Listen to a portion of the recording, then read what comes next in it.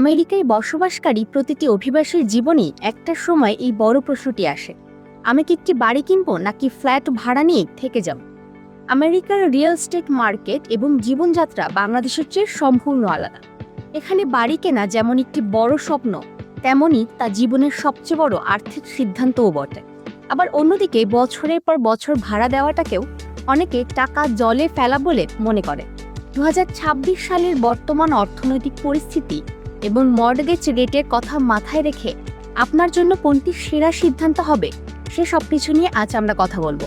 সাথে আছি আমি রিম্পি সানা। চলুন শুরুতেই জানার চেষ্টা করি বাড়ি কেনার ইতিবাচক দিকগুলো কি কি। আমেরিকায় বাড়ি কেনাকে দীর্ঘমেয়াদী সফলতার একটি বড় চাবিকাঠি মনে করা হয়। এর প্রধান কারণগুলো নিচে দেওয়া হলো।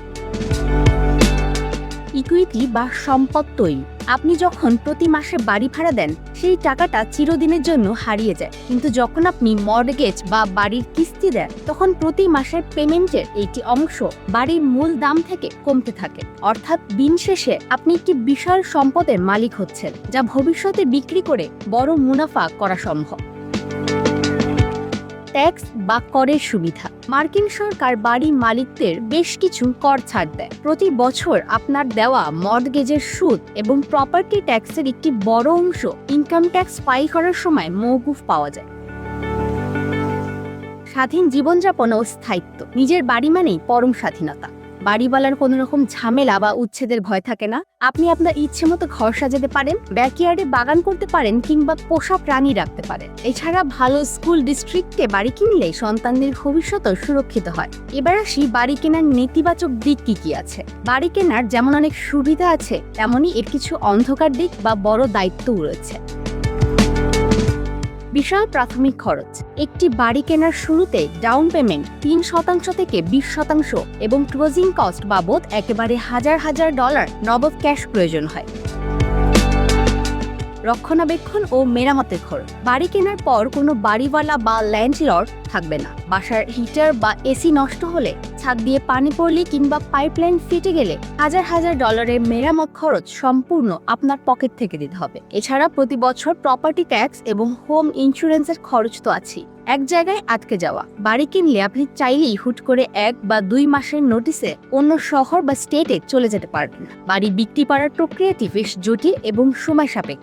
আমেরিকায় ভাড়া থাকার ইতিবাচক দিকগুলো কি কি? অনেকে মনে করেন ভাড়া থাকা মানেই লস, কিন্তু আমেরিকার প্রেক্ষাপটে ভাড়া থাকারও দারুণ কিছু সুবিধা রয়েছে। কোনো মেইনটেন্যান্সের ঝামেলা নেই। আপনার অ্যাপার্টমেন্টের ফ্রিজ, ওভেন কিংবা ওয়াশার ড্রায়ার নষ্ট হলে আপনার কোনো চিন্তা নেই। শুধু ল্যান্ডলর্ড বা অ্যাপার্টমেন্ট ম্যানেজমেন্টকে একটা ফোন দিলেই তারা ফ্রিতে এসে ঠিক করে দিয়ে যাবে।